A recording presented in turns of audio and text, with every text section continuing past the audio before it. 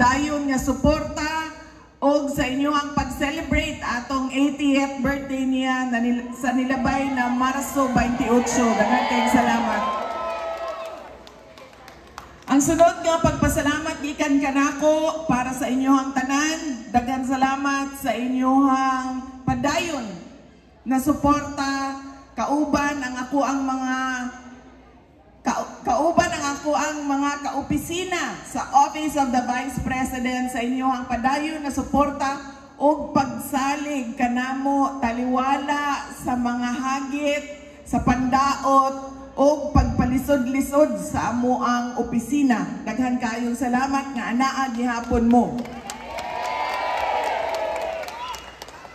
Ang katapusang pagpasalamat gikan sa amoang pamilya, ang pamilya Duterte. Dako kaayo mi og utang nga kabubuton kaninyong tanan mga kaigsuonan namo sa inyuhang gihatag kanamo nga oportunidad nga makatrabaho para sa atoang nasod, nga makaserbisyo para sa katawhan. Daghan kaayong salamat sa gihatag ninyo nga regalo kanamo. Dili tanan mahatagan og regalo gikan sa mga iyahang isig katawo nga mahimong presidente, mahimong vice presidente. Pero kana ihatag ninyo sa amo ang pamilya. Dako kaayo ang amo ang pasalamat.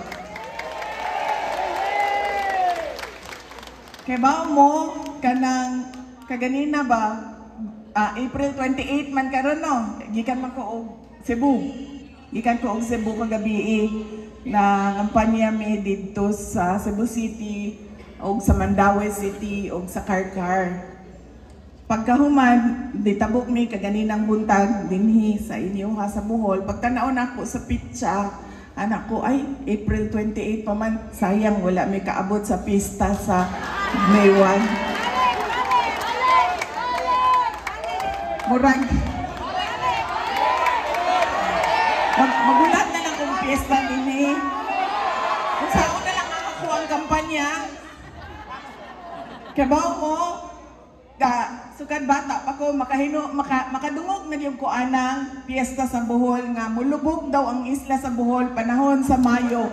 Kaya mamuli ang tanan mga bulanon tungod sa piyesta. Pero wala pag yun ko nakasulay o ganang piyesta sa Bohol na abli daw tanan balay, musulod lang ka, mukaon ka, mugawas ka, bisan asa. Nalipay ko dako nga sukad kani adto 2 years ago, bata pa ko. Mao ang inyong tradisyon na hantod karon. Natigulang nako, 28 years old nako. Mao gihapon ang inyong tradisyon. Wala nawala kaniadto hantod karon ug naginaot ko nga mapasa na ninyo sa inyong mga anak ug sa inyong mga apo.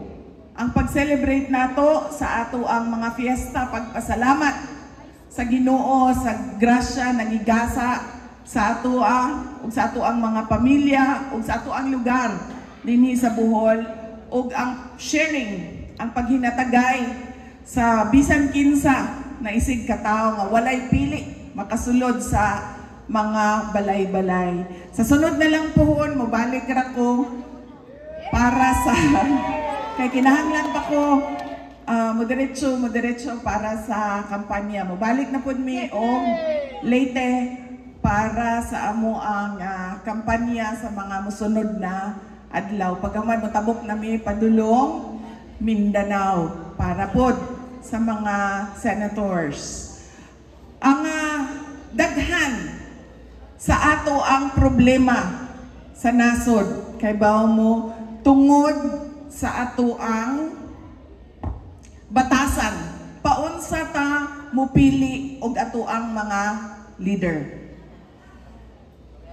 Daghan kaayo nga eleksyon na ang nilabay, matingala ka, daghan kaayo eleksyon na nilabay, daghan na kay leader nilabay, kambyo-kambyo, pero ngano, balik-balik gihapon ang Pilipinas sa kung unsa ang sitwasyon nato. Magbalik-balik ang kalisod, magbalik-balik ang kanang problema sa pagpaeskwela sa mga bata, magbalik-balik ang problema sa utang kung dunay magkasakit sa ato kay mahurot ang kwarta sa pagbayad sa bill sa ospital, balik-balik.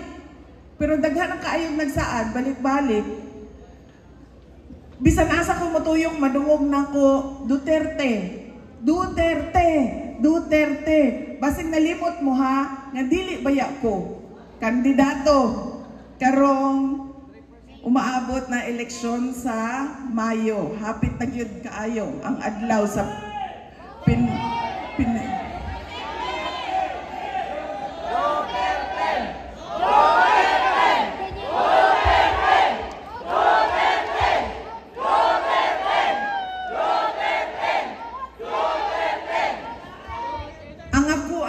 role karong eleksyon na ni ang magpahinumdum sa mga tao kung unsa ato ang kinahanglan buhaton para doon natay makit-an nga kabag-uhan sa ato ang katilingban. Dili ko kandidato, nagyunaon ako kaniadto.